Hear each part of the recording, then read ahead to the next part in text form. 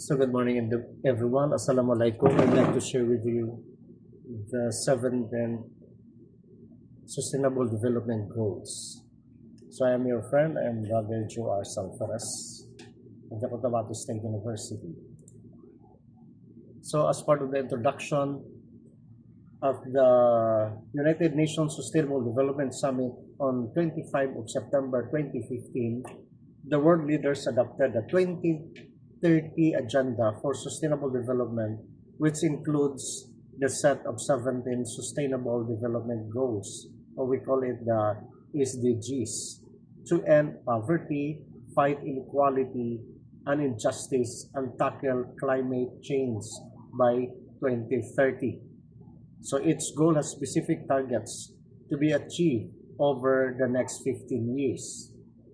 For the goals to be reached, everyone needs to do their part, particularly to the government, to the private sector, to the civil society, of course, to all of us, the inhabitants, the people in the world. Then, what are these Sustainable Development Goals? So, once again, it's a set of 17 goals backed up with a set of 169 detailed targets that negotiated over a 2-year period in the United Nations, then agreed to be nearly all the world's nations on 25 September 2015. Then the achievement of all these goals to be accessed in every 5 years interval, 2020, 2025, then 2030. So now we are 2025, so another 5 years, this coming 2020. So we'll know what will happen to these 17 goals kung na-address ba ito.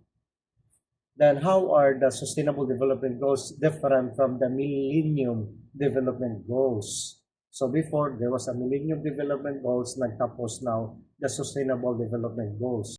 So anong pagkakaiba? It addresses the root causes of poverty and universal need for development that works for all the people. Then the new goals are universal and apply to all countries, whereas the Millennium Development Goals were intended for action in the developing countries only. So ito na yung pagkakaiba. So the MDGs only for the developing countries, but the Sustainable Development Goals, it addresses universally, especially to the third world countries, the poor countries.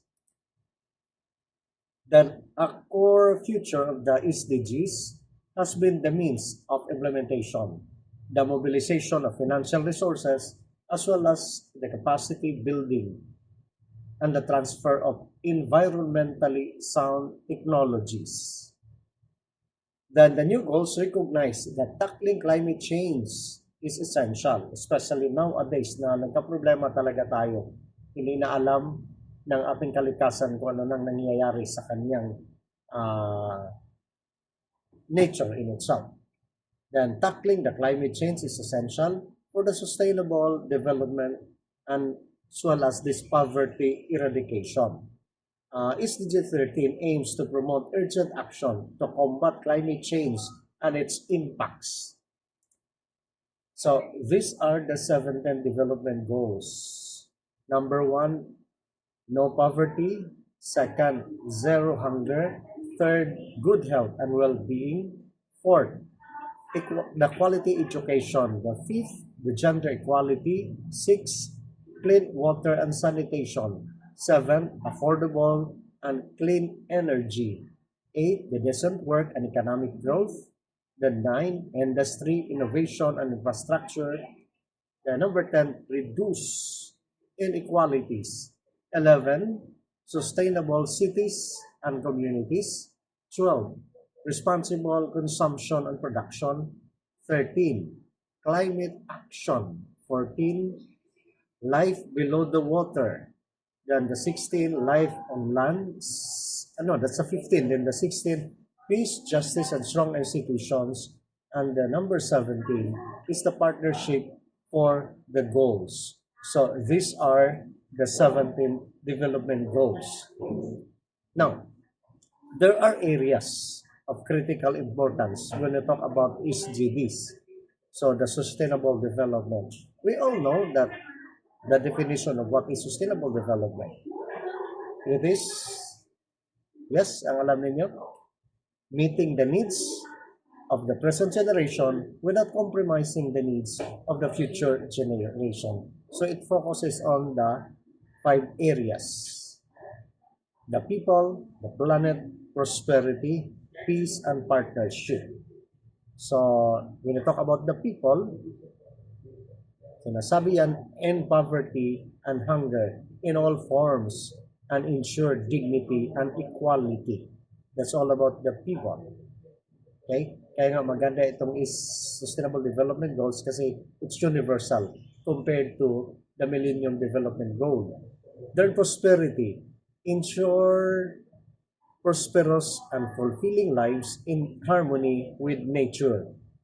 Then the planet, protect our planet's natural resources and climate for the future generation. Then partnership, the implementation or implement the agenda through all the solid global partnership. Then lastly, the number 5 area is peace, in which ito yung inaasam-asam natin everywhere. The world peace. Foster peaceful, just, and inclusive societies. So these are the 5 areas of sustainable developments. So as a summary, so what happened in 2020, the 17 areas, an example, to end poverty, may 1 dyan na indicator, 2025, may 1, then 2030, hunger, 6, then the total of 8. To end poverty in 2030, the third may 7 dyan na indicator, or the target, so the total of 7. And the rest, if you look at it, yung the summary of ano nang nangyayari of the Sustainable Development Goals. So we move on. So the first goal, no poverty. End poverty in all its form everywhere, especially to the third world country. So the indicator nakita natin kanina is 7. Now, for all people everywhere, currently measured as the people living in less than $1.25 a day. So, mababa. Then by 2030, ito yung target, reduce at least by half the proportion of men and women and children of all ages living in poverty in all its dimensions according to the national definition. Then the third, implement nationally appropriate social protection system and measures for all, including floors, and by 2030, achieve the substantial coverage of the poor and the vulnerable. So yun yung target by 2030.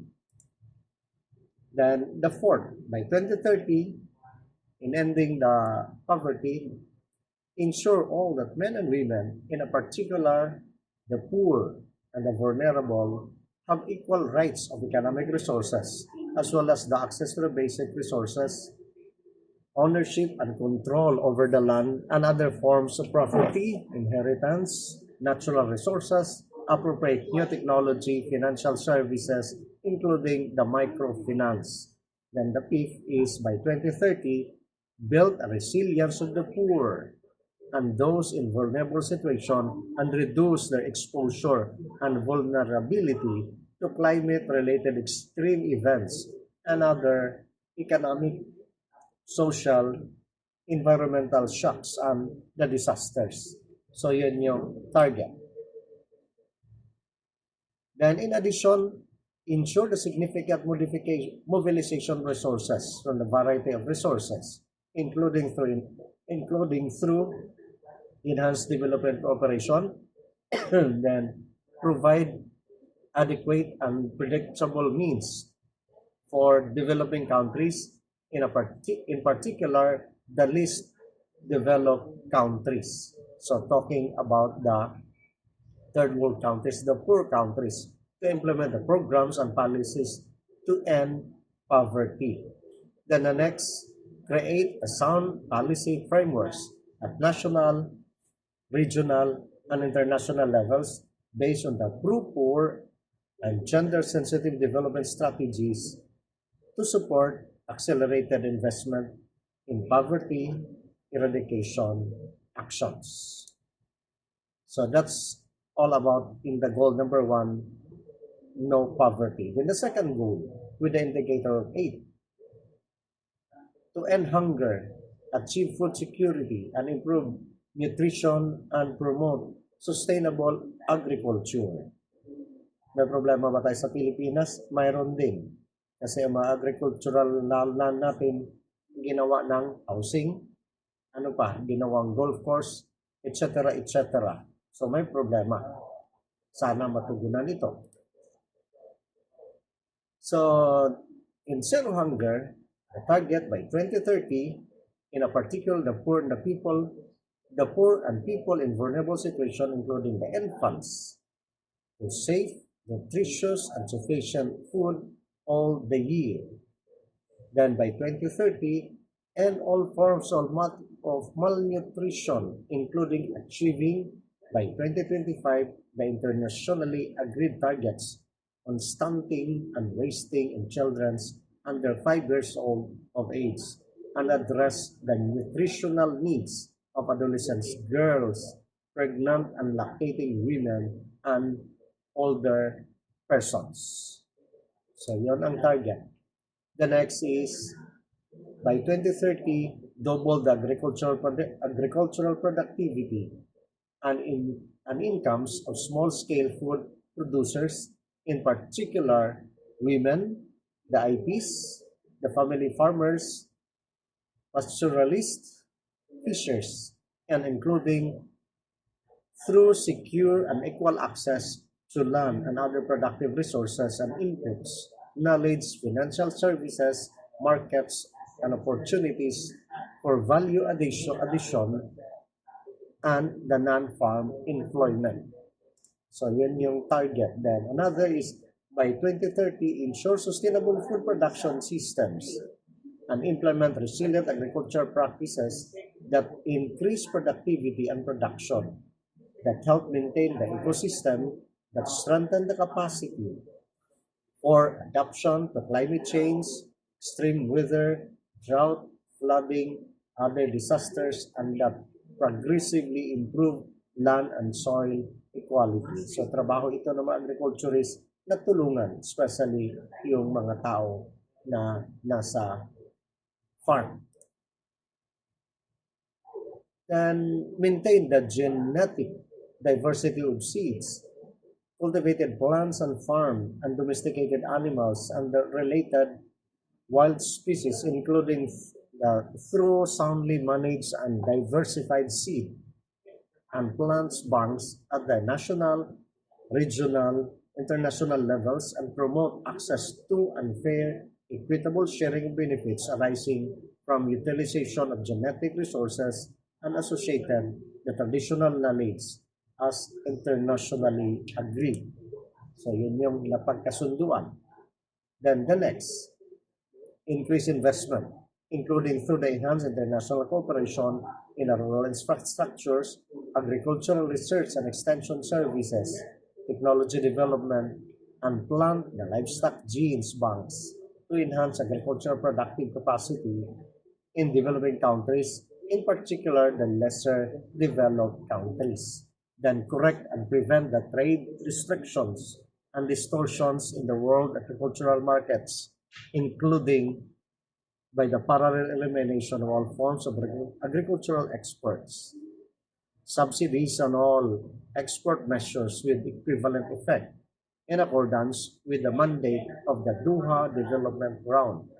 Then the next is adopt measures to ensure the proper functioning of food, commodity markets and their derivatives, and facilitate timely access to market information, including food reserves, in order to help limit the extreme food price volatility.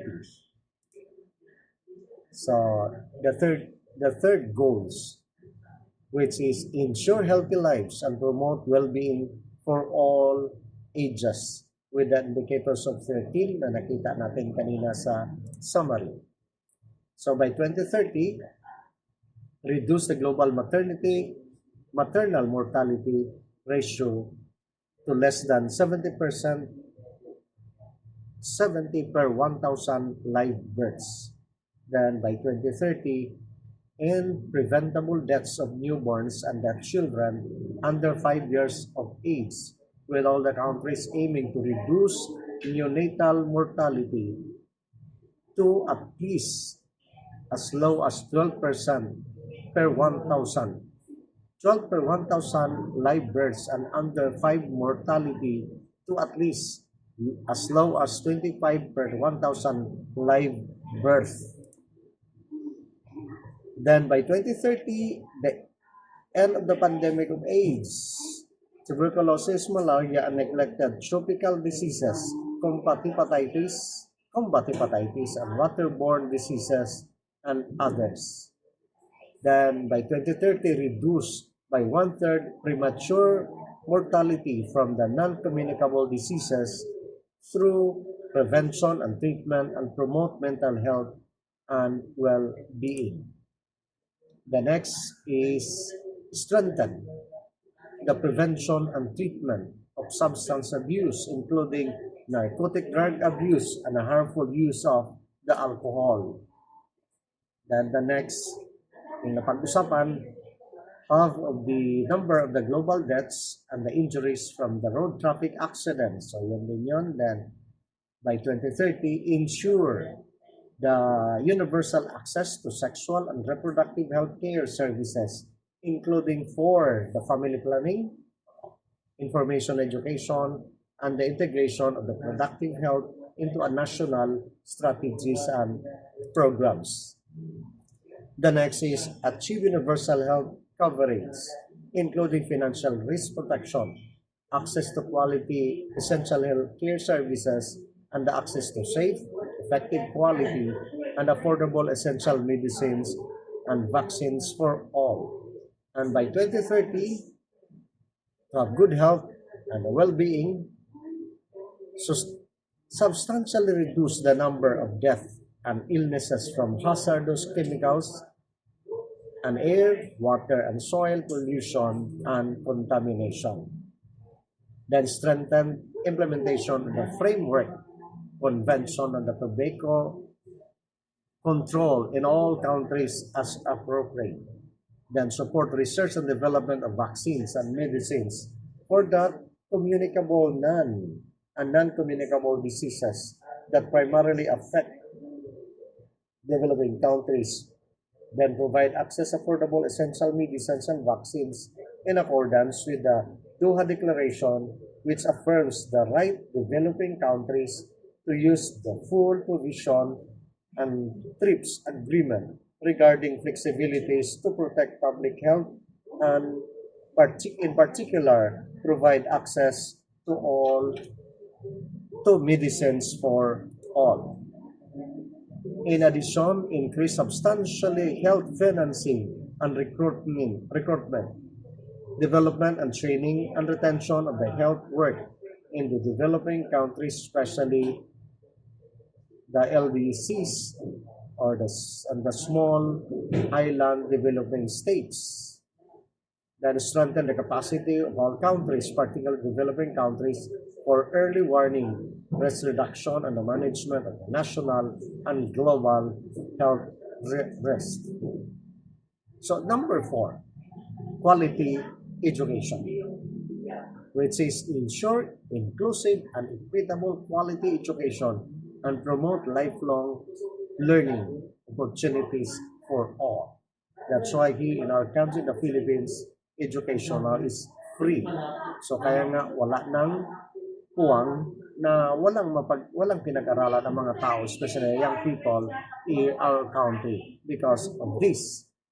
So the quality education, obtaining the quality education is the foundation in improving people's lives and sustainable development. Then targets for this goal includes the need for the access of universities level education, vocational training, entrepreneurial skills, and help children in your community to read. Then the fifth goal is achieve gender equality and empower all women and girls. So kaya nga panawagan din ito in the Philippines and the other countries. We have the diploma on women, peace and security in order to address this gender equality. So end all forms of discrimination against women and girls everywhere. Then eliminate all forms of violence against all women and girls in the public and the private spheres, including trafficking, sexual and other types of exploitation. Then eliminate all harmful practices such as child early and forced marriage. Kaya nga, early and forced marriage kasi this has been an issue in our country. Female genital mutilation, I think it happened also in India. Pinutuli din, pinuputulan ng clitoris yung mga babae, pero hindi yan nangyayari, I think, in the Philippines. Then, recognize the value and paid care and domestic work through the provision of public services, infrastructure, and social protection policies, and the promotion of the shared responsibility within the household and the family as nationally appropriate. Then ensure women's full active participation and equal opportunities for leadership and all levels of decision making in political, economic, and public life. Na sana in our country, in the Philippines, marami na ding sanang mga leader na babae. Then hopefully, especially to the men and women in uniform, magkaroon na tayo ng babae na magiging pinaka-head. Kasi in order to address this, ngayon hinay-hinay na, and I think meron tayong second star general na babae. Of course, sa president, meron na tayong Gloria Arroyo, Corazon Aquino, na babae ang nagli-lead in a country. But sad to say, all over the world, iilan lang, mabibilang mo lang yung babae. Then ensure universal access to sexual and reproductive health and of reproductive rights as agreed in accordance with the program action of International Conference on Population Development in Beijing platform for action and outcome documents of the review conferences. Then undertake forms to give women an equal rights to economic resources as well as the access to ownership and control over the land and other forms of prosperity of property, financial services, inheritance, and the natural resources in accordance with the national laws. Then enhance the use of enabling technologies, in a particular the ICT, to promote women's empowerment. Then adopt and strengthen the sound policies and enforceable legislation for the promotion of gender equality and empowerment of all women, girls at all levels. Kaya nga dito sa ating bansa, mayroon ng budget in every agency, I think 0.5% budget to train of seminar about this gap, gender and development. This is one of the program in order to address the gender equality. Then goal number 6 is the drinking water and sanitation. So ensure the availability and sustainable management of water and sanitation for all. So by 2030, achieve universal and equitable access to safe and affordable drinking water for all. Then achieve access to adequate and equitable sanitation and hygiene for all and open defecation. Paying special attention to the needs of women and the girls and those in vulnerable situation. So yung target then by 2030, improve water quality by reducing population, by reducing pollutions, eliminating dumping, and minimizing the release of hazardous chemicals and materials. Having the proportion of untreated water, wastewater, and substantially increasing the recycling as well as the safe reuse globally. Then substantially increase water use efficiency across all sectors and ensure sustainable withdrawals and supply fresh water to others. Water is scarcity and substantially reduce the number of people suffering from water scarcity. So marami ng countries na wala silang tubig. Then kung may tubig man, madumi. Another target is implement the integrated water resources management at all levels, including through transboundary cooperation as appropriate. Protect and restore water-related ecosystems, including the mountains, forests, wetlands, rivers, aquifers, and the lakes. Then expand international cooperation and capacity building, support to the developing countries in water and sanitation related activities and the programs, including water harvesting, desalination, water efficiency, wastewater treatment, and recycling, the reuse of technologies. Then support and strengthen the participation of the local communities for improving the water sanitation management. So the number 7 is ensure access to affordable, reliable, sustainable, and modern energy for all.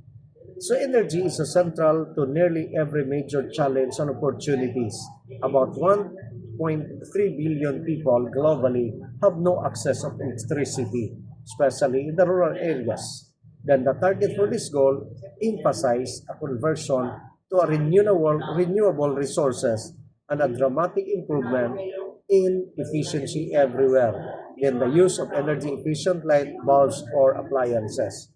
Pero ngayon, marami na tayong solar light, at least malaking tulong ito, especially sa mga mahirap natin na mga citizens sa ating bansa. The number 8, promote, sustain, inclusive, and sustainable economic growth, full and productive employment, and decent work for all. Then sustainable economic growth will require societies to create conditions that allow people to have quality jobs. About 75 million people between 15 to 24 are estimated to be unemployed and out of school youth globally. And this is a study. And this goal targets closing that gap using innovations as well as separating growth from the ecosystem degradation. Then number 9 is build resilient infrastructures, promote inclusive and sustainable industrialization, and foster innovation. What does this mean? Investment in infrastructures are crucial to achieving sustainable development. Targets for this goal include fostering a more innovative and environmentally sound approach for industrial development. And think of innovative new ways to repurpose old material. So that's the goal number 9. Then the 10, reduce inequality within and among countries. The world is massively unequal. Totoo yan, di ba? Then to reduce inequalities, policies should be universal in principle, paying attention to the needs of the disadvantaged and marginalized population. Then target for this goal include the financial market regulation to make the playing field more equal, making migration more orderly, safe, regular, and responsible. The number 11 is make cities and human settlements inclusive, safe, resilient, and sustainable. There needs to be a future in which cities provide opportunities for all with the access to basic services, energy, housing, transportation, and more. Then more than half of the world population lives in the city. Targets for this goal includes addressing the issues like transportation, disaster preparedness, as well as the preservation of the world's cultural and natural heritage. So that's goal number 11. Then the goal number 12, ensure sustainable consumption and production patterns. So this is more responsible consumption and production. Then this goal targets the topics like reducing food wastage, corporate sustainable practices, and educating people on the impact of their lifestyle choices. Recycle paper, the glass, the plastic, and the aluminum. Kaya nga, in a supermarket, in the grocery store, may mga pinagbawal na. Kaya nga, kailangan ng i-recycle. I think may batas na in every locality. The number 13, take urgent action to combat climate change and its impact.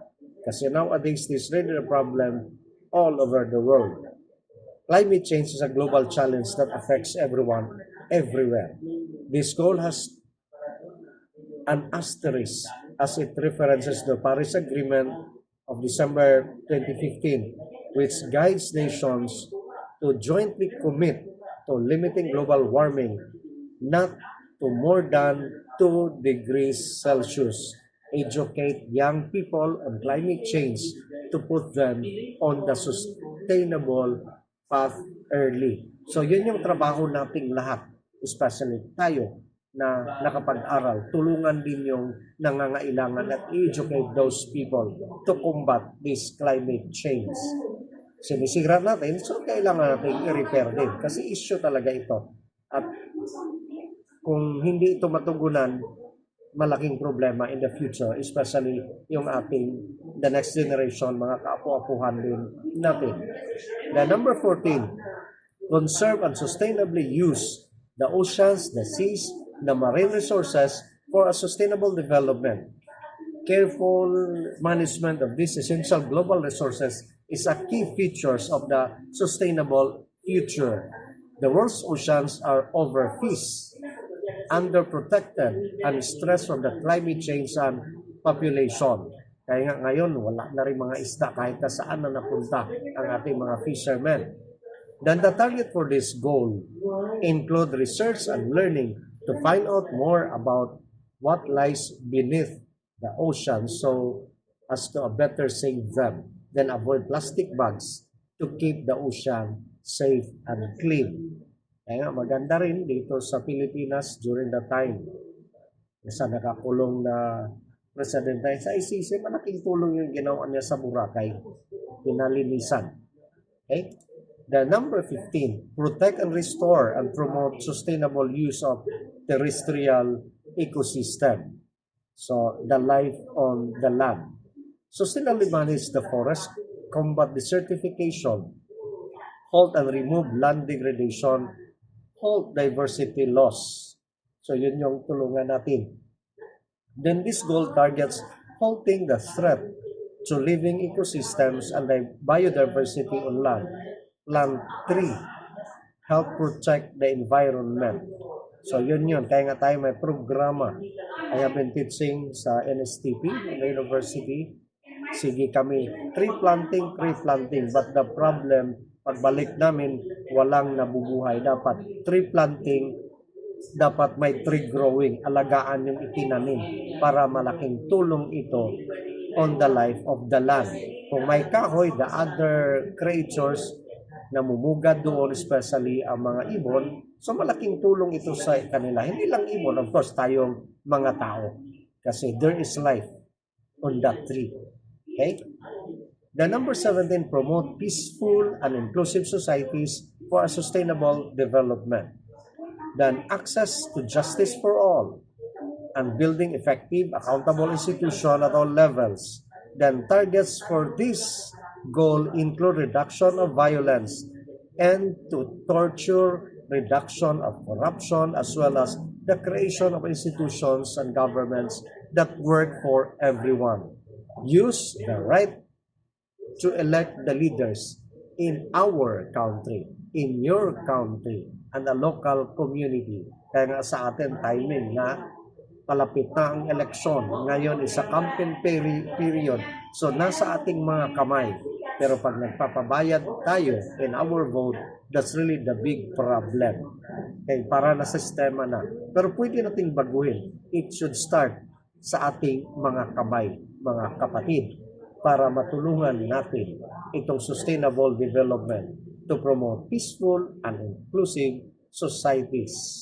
Okay? Then the last one is strengthen the means of implementation and revitalize the global partnership for sustainable development. Every country and every sector has a role to play in achieving the sustainable development goals. And this goal targets ensuring the countries have what is needed in achieving the rest of the sustainable development goals, such as funds, capacities, and technologies.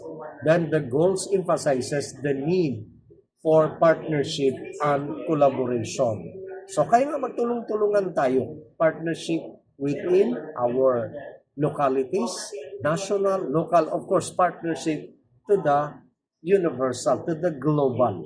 Kasi kailangan, kaya nga mayroon tayong tinatawag itong mga goals na ito. Magtulong-tulungan ang buong bansa. But sabi ko, it should start from within. Okay? So with that, para matulungan na ng ating inang kalikasan, lahat sabay-sabay nating isulong ito. Okay? May time pa. Kahit na ang target is 2030, pero beyond, pwede nating gagawin. Ituloy-tuloy itong mga goals na ito. Kasi malaking tulong ito sa ating lahat. Okay? So, thank you very much. God bless everyone. Dalay doon ang Diyos. This is your friend, Brother JoArs Alferez, the Program Head of Peace and Development in the Cotabato State University. Bye-bye.